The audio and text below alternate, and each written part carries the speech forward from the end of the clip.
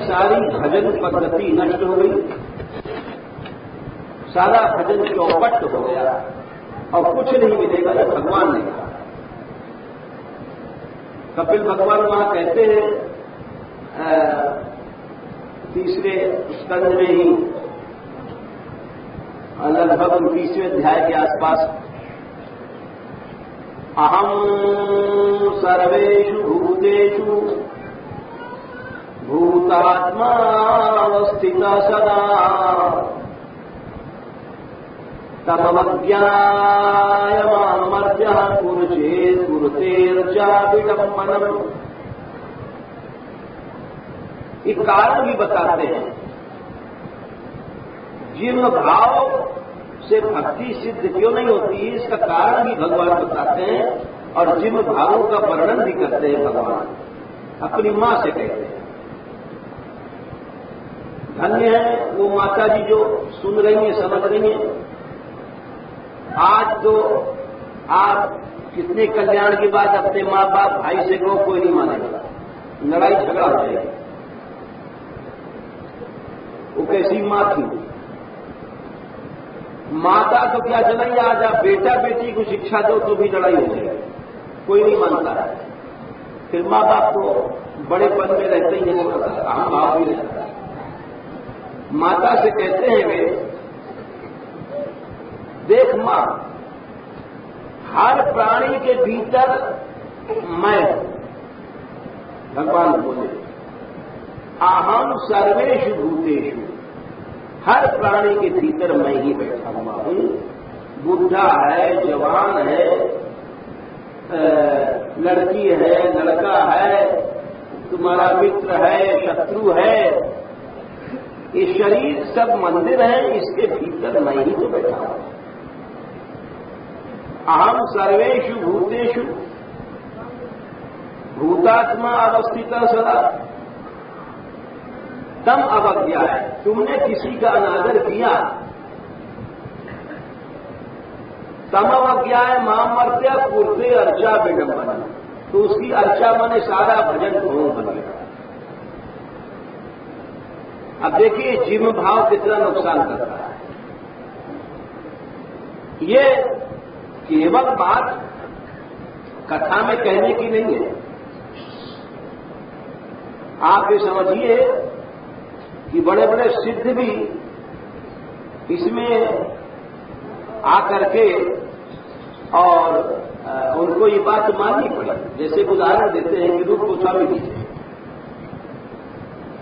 रूप गोस्वामी जी को सभी लोग यहां जानते हैं, महाप्रभु चैतन्य देव के पार्षद थे, नित्य परिकर थे। अब समझो इन लोगों ने अवतार लिया था महात्माओं ने। एक दिन ध्यान कर रहे थे, जैसे आंख बंद करके कोई ध्यान करता है, तो इनको ध्यान में लीला दिखाई पड़ती थी। अब हमारे लोगों को ध्यान में तो कुछ नहीं दिखाई पड़ता। आंख बंद भी कर लो, मान लो थोड़ी देर के लिए कोशिश करने के लिए ध्यान की, तो मन गंदा है, लड्डू पीड़ा दिखाई पड़ता है, लड़की दिखाई पड़ेगी, कलाकंद दिखाई पड़ेगा, भगवान से दिखाई नहीं पड़ता। ये लोग महापुरुष थे, इनको भगवान की लीला दिखाई पड़ती थी। इनका ध्यान ध्यान था, यानी वृत्ति की एक रूपता। ध्यान क्या है? शास्त्र का प्रत्यय की रूपता, प्रत्यय की तानता ध्यान। एक जगह मन गड़ गया, हट नहीं रहा है, उसको ध्यान देना। इसको ध्यान नहीं कहते हैं। आंख बंद कर लिया और ध्यान कर रहे हैं और गुलाब जामुन आ गया आपके सामने, इसको ध्यान नहीं कहते। तो ध्यान में उनको भगवान श्री कृष्ण राधा माधव की लीला दिखाई पड़ती थी। सामने से उनके वो तो ध्यान कर रहे थे, ध्यान में उनको राधा रानी श्री कृष्ण वृंदावन में खेलते हुए दिखाई पड़े और इस तरह से दिखाई पड़े कि एक बहुत सुंदर फुलवारी थी, उसमें श्री राधा रानी और श्री कृष्ण दोनों खेल रहे थे। एक बहुत पुष्प फूलों की लता थी, उसमें एक बहुत सुंदर फूल खिला हुआ था ऊंचे पर। तो श्री जी ने श्याम सुंदर से कहा कि देखो ये लता में फूल ऊंचे पर है, ये हमें चाहिए। श्याम सुंदर बोले कि लाडली जी ऐसा करो, मैं आपको उठाऊं, लता ऊंची ज्यादा है, और आप फिर जो है उसको तोड़। बोले ठीक है। अब इनको तो अभ्यास था, जैसे माखन चोरी करते थे, एक एक वाली आपको अपने ऊपर बिठा लिया, उठा लिया, सब युक्ति मालूम है। कोई ऊंची चीज लेनी है तो कैसे लेनी है। तो श्री जी ने कहा ये तो बड़ी अच्छी युक्ति बात बताई। तो उन्होंने श्री जी को उठाया और उनका और उठाओ प्यारे, तो काफी उठाया उन्होंने। तो श्री जी ने फिर भी एक हाथ से उस लता को झुकाया जो ऊंचा था, और झुकाने के लिए दूसरा हाथ भी लगा दिया। तब तक उस ठाकुर जी नटखट तो नहीं है, चंचल भी हैं। उन्होंने क्या किया कि वो भी झुका रहे थे नीचे से, उन्हें छोड़ दिया और श्री जी डाल पकड़ने से ऊपर रही और कोशिश किया उन्होंने। तो इस तरह से फिर उसके बाद मिला करके पकड़ लिया, फिर नीचे लाए, फूल तोड़ा। लेकिन इस बीच में उनको हंसी आ गई रूप गोस्वामी जी को, क्योंकि ये विनोद के लिए लीला हुई थी। श्याम सुंदर ने विनोद किया था, हासी समझ लो, विनोद माने। ये तो लीला के आनंद में हंसे। सामने से एक ब्राह्मण देवता जा रहे हैं जो लंगड़े। अब उन्होंने ये समझा, अरे मैं आज लंगड़ो हूं, ऐसे चल रहा हूं, मुझे बच्चक से देखो ये महात्मा हंस रहे हो, और मैं लंगड़ो ना होता तो काय को हंसते हो। तो वह लंगड़े ब्राह्मण को बड़ो दुख है, बहुत दुख हुआ, हृदय में दुख हुआ उधर। उनको यहां लीला जो दिखाई पड़ रही है, लीला अनुभूति बंद हो गई। ये आपको इसलिए दे रहे हैं उदाहरण, ये जो भागवत में श्लोक हमने सुनाया, सारा भजन वजन चौपट हो जाता है, ये विश्वास हो जाता है। बिना उदाहरण के और प्रमाण के कोई चीज बैठती नहीं थी। इसीलिए हमने श्रीपाद रूप गोस्वामी जी का दृष्टांत दिया। बहुत से दृष्टांत हैं, लेकिन एक ही आज से समझ जाते हैं लोग, समझने वाले। जब लीला की अनुभूति बंद हो गई, जो ध्यान में ठाकुर जी श्री जी दिखाई पड़ते थे, तो दुखी भये और वो अपने भाई सनातन गोस्वामी के पास गए। सनातन जी से कहा तो उनका कि ऐसा करो, तुम पंगत करो, सबको बुलाओ और वहां क्षमा मांगो, किसी से अपराध बन गया होगा। पंगत किया रूप गोस्वामी जी ने, और वहां उन्होंने कहा कि मेरा अपराध यदि भया हो किसी से तो क्षमा करें। तो वो बोले लंगड़े विप्र, महाराज क्षमा की कोई बात नहीं, आप हंसो मत करो, हमारे लंगड़ेपन पर आप हंस रहे थे। बोले भाई कब? बोले ऐसे थे। बोले आप आंख बंद किए बैठे थे, लेकिन हमको लंगड़ा देख के आप हंस रहे थे। अरे वो समझ गए यही है गड़बड़ मामला। उनसे क्षमा मांगा, पर महाराज हम आपको देख के नहीं हंसे, हम तो कुछ अपने ध्यान में थे। तो इसीलिए कपिल भगवान कहते हैं कि ध्यान विचार करके चलो। अहम सर्वेषु भूतेषु भूतात्मावस्थिता सदा तमवज्ञायमर्त्य कुरुते अर्चा विडंबनम। तुम्हारी अर्चा पूजा सब ढोंग बन जाएगी। हर प्राणी में भगवान है, किसी से भी कुटिल व्यवहार मत करो। ऐसा व्यवहार नहीं करो जो टेढ़ेपन का व्यवहार हो। ये भक्ति शास्त्र कभी नहीं आज्ञा देता है, इससे भक्ति नष्ट हो जाती है। इसीलिए दैवी संपत्ति में आर्जव गुण कहा गया है, आर्जव। और दानम दमश्च यज्ञश्च स्वाध्यायस्तप आर्जव। आर्जव माने सरलता, सीधे बोलो, सीधे देखो, सीधी भाषा का प्रयोग करो। टेढ़ा भाव, टेढ़ी भाषा, टेढ़ी मुद्रा मत अपनाओ। आगे फिर बोलते हैं किसी की उपेक्षा मत करो। यो मां सर्वेषु भूतेषु सन्तमात्मानमीश्वरम् हित्वा च भजते मौढ्यात् भस्मन्येव जुहोति सः। भगवान कपिल देव जी बोले किसी की उपेक्षा करोगे तो तुम्हारा भजन उसी तरह से बेकार हो जाएगा जैसे यज्ञ करने गए, आग में आहुति नहीं डाला, राख में आहुति डाल दिया। राख में जो आहुति पड़ेगी उसको देवता लोग नहीं खाएंगे। अग्नि ही तुम्हारे आहुति को देवताओं तक पहुंचाती है।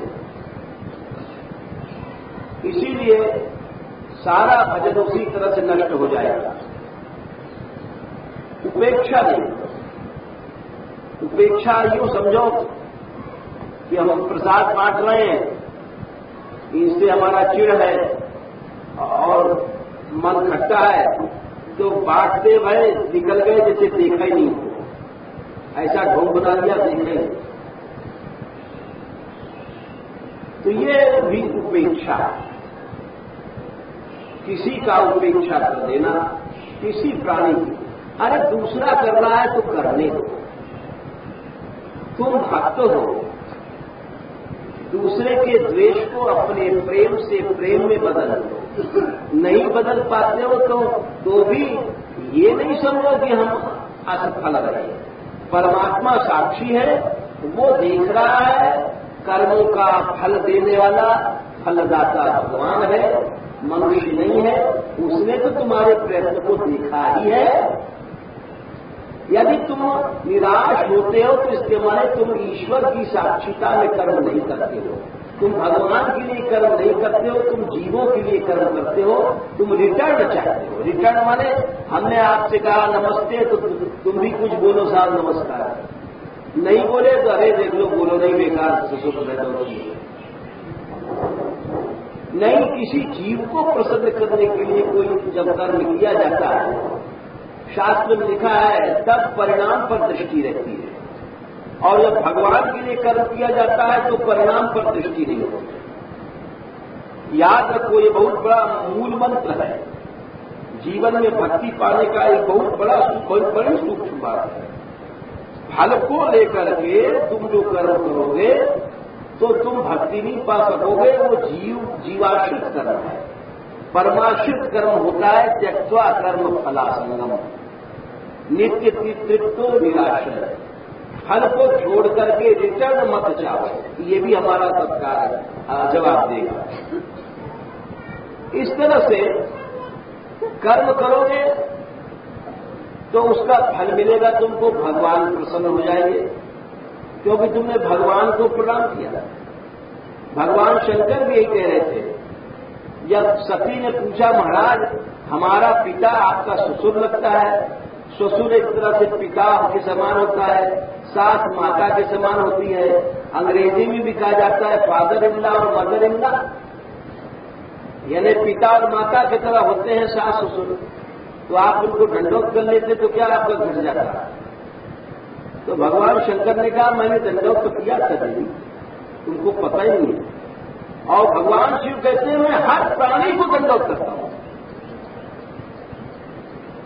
यह आश्चर्य की बात है। इसीलिए भगवान शंकर को वैष्णव नाम यथा शंभु कहा गया है, परम वैष्णव कहा गया है। हर प्राणी को कहते हैं मैं दंडोत करता हूं। और जब वो मार्कंडे जी ध्यान लगा रहे, भागवत में आप देख लेना, तो उन्होंने दंडोत किया और पार्वती जी से कहा कि इनको प्रणाम करो। और यहां भी सती जी से कहते हैं सत्वम विशुद्धम वसुदेव शक्तितम यदि यते तत्र पुमान अपावृतः सत्वे च तस्मिन् भगवान् वासुदेवो यथोक्षजो में मनसा विधीयते। सती से बोले हे देवी, ये विशुद्ध मन यही है भगवान के मिलने का स्थान। शुद्ध मन में ही भगवान मिलते हैं। सत्वम विशुद्धम वसुदेव शब्दितम, शुद्ध चित्त को वसुदेव कहा गया है। और वहां पर मिलता है प्रभु, इसलिए उसको वासुदेव कहते हैं। वसुदेव माने चित्त में जो मिलता है। सत्वे च तस्मिन् भगवान वासुदेवो यदोक्षजो में मनसा विधीयते। और उस शुद्ध अंतःकरण में रहने वाले मैं भगवान को प्रणाम करता हूं। अब इस भाव से प्रणाम करना चाहिए कि हमने भगवान को प्रणाम किया है, वो ले चाहे न। इसीलिए ईश्वर की साक्षिता में कर्म करना चाहिए। मनुष्य दृष्टि से कर्म करोगे तो पछताओगे। भगवान बोले किसी को उपेक्षा नहीं करो। यो माम सर्वेषु भूतेषु संतमात्मानमीश्वरम हित्वा चाम भजते मोक्षात्। हित्वा मैंने उपेक्षा कर दिया, सारा भजन तुम्हारा भस्मन राख में जैसे आहुति पड़ गई, बेकार गया। उपेक्षा नहीं करना चाहिए। उपेक्षा में बताया 4 आदमी को दे रहे हैं, एक की उपेक्षा कर दी। उपेक्षा जो समझो मीठा का उदाहरण।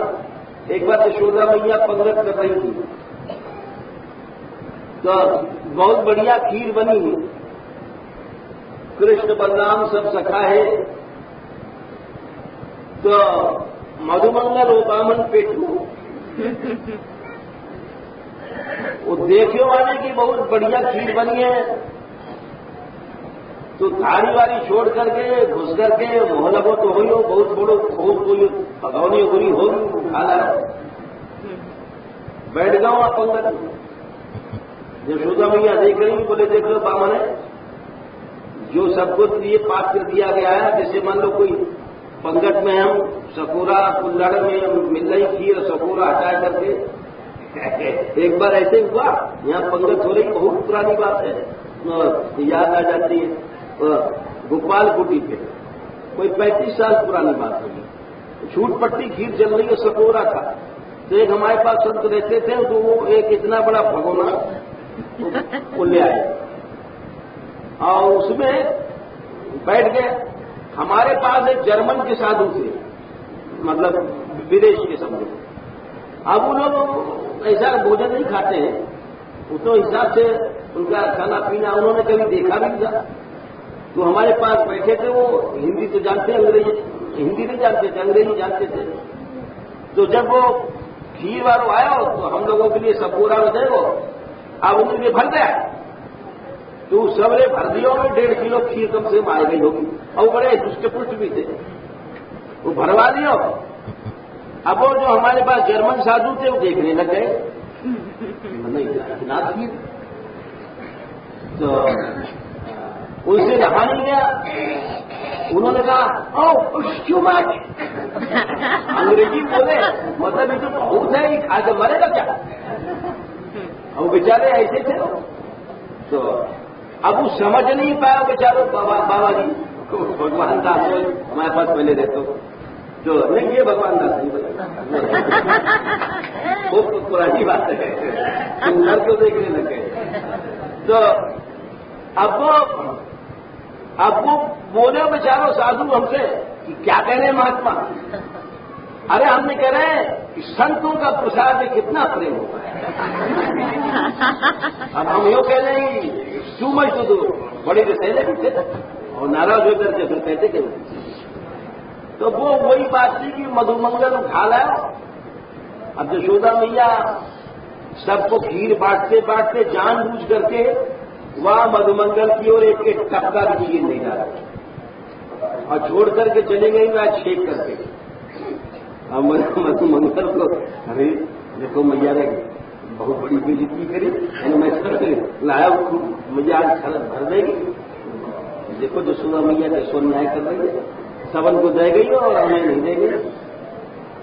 अब मधुमंगल कौतुकी हो, वो बैठ करके कुछ अपने कौतुक करने लगे ऐसे ऐसे ऊपर नीचे हाथ करे और यूं करे यूं करे। तो मैया ने पूछी मधुमंगल क्या कर रहा है? बोले मैया मैं प्रार्थना कर रहा हूं बोला तुम भगवान से बिजली गिर जाए जल्दी। बोला रे नहीं पूछे ऐसी अशुभ बात करे, बिजली गिरेगा तो तुमका बच जाएगा। अरे मैं तो बची जाऊंगा, इस सबन पे गिरेगी। जब मैं खीर से बच गया बिजली से बच जाऊंगा। जितने खीर खौआ इन पे गिरेगी, हम पे बिजली नहीं गिरेगी। तो यशोदा मैया हंस गई, बोले अरे तो यूं मांग ले ले लाए भगोना भर करके भर दियो खा लियो। तो उपेक्षा मने किसी एक को छेक देना, ये भी एक जिम्न भाव है, कुटिल भाव है, ऐसा नहीं चाहिए। इसीलिए जो लोग अब आजकल तो परंपरा चिट्ठी की चल गई है, नहीं तो पंगत में कायदे से कोई भी बैठ गया है तो उसको दे ही देना चाहिए और उसको छेकना नहीं चाहिए। प्राचीन पद्धति तो यही है। आज की पद्धति जो है ये अलग है, ये पुराने जमाने में नहीं थी। चिट्ठी पहले आ जाती है और उसको टिकट से चिट्ठी लेके जाओ साहब, तो कुछ भले वहां इस सब पहले नहीं था। आप देखो ना उदाहरण से नाभा जी के समय में एक बहुत बड़ी पंगत हुई थी, मथुरा में हुई थी। एक पंगत का उदाहरण दे रहे हैं। उस समय गोस्वामी तुलसीदास जी मथुरा में थे।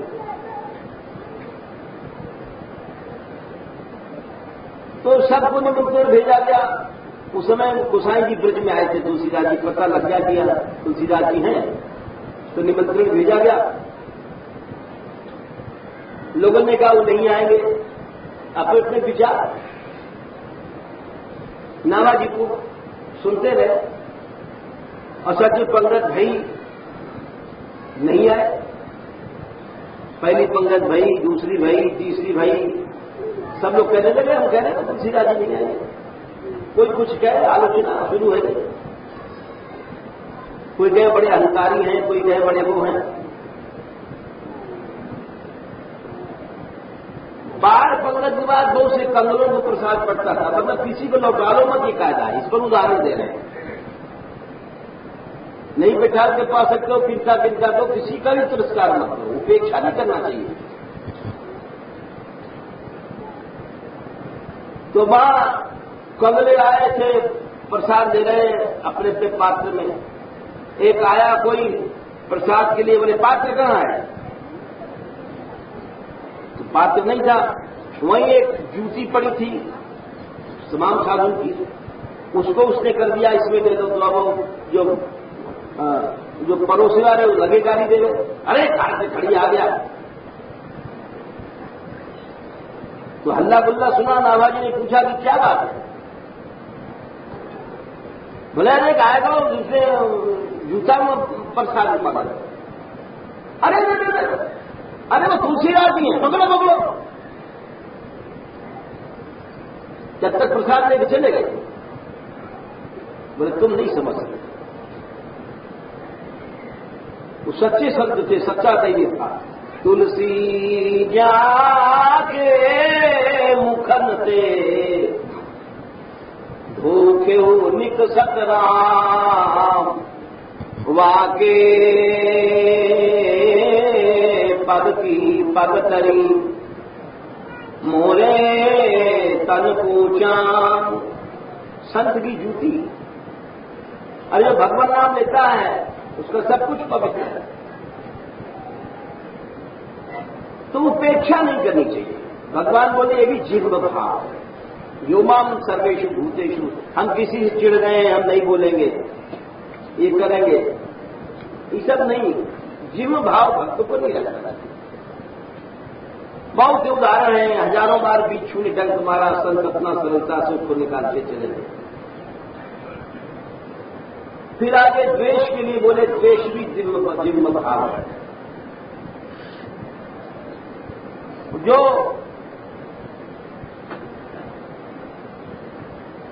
द्वेष करता है और अपमान करता है, चार जिम्म भाव वहां पर बनाए। विषतः परकाय माम मानिनो भिन्न दर्शिन, भूतेषु बद्ध वैरस्य न मना शांति पृच्छति।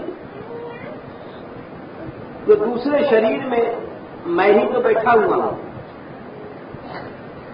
अरे युद्ध भी करना पड़े तो द्वेष से युद्ध मत करो।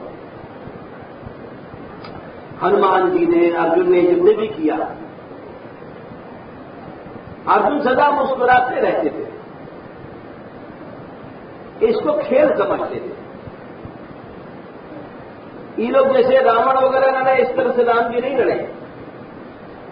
क्रोध में जरपक दे रहे हैं, गाली गलौज दे रहे हैं। धर्म युद्ध उसी को कहते हैं। मां मनुस्मर युद्ध च, भगवान ने कहा तस्मात् सर्वेषु कालेषु मां मनुस्मर युद्ध च।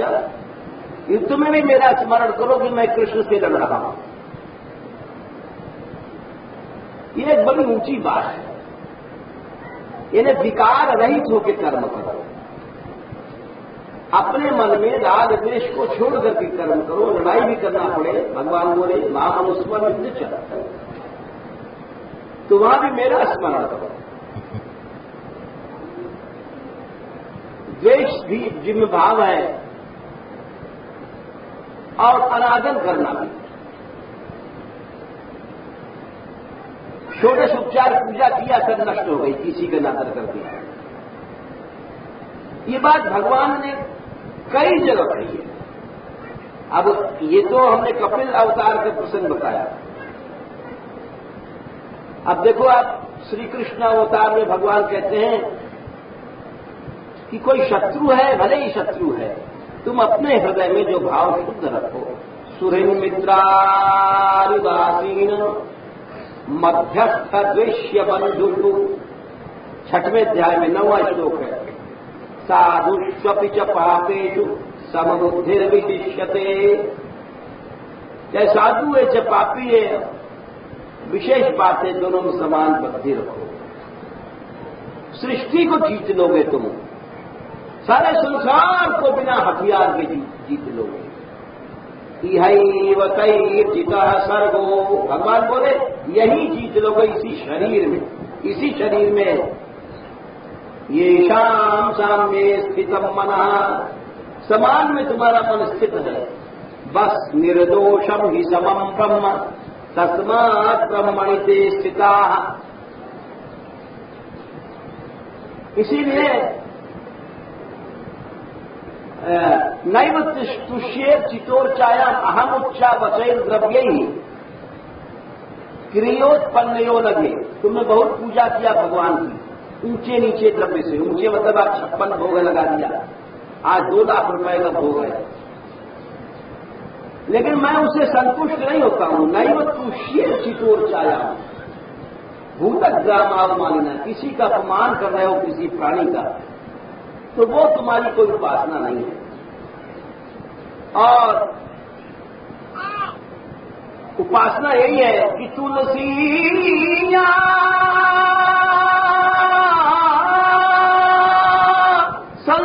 संसार में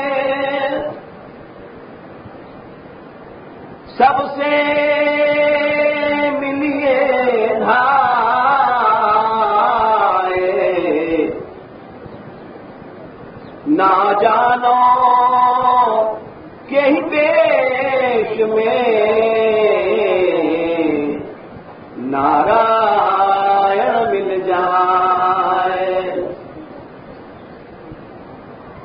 प्राणी से जीव भाव मत करो। सब में वही बैठा हुआ है। और देखिए भगवान राम ने भी यही कहा था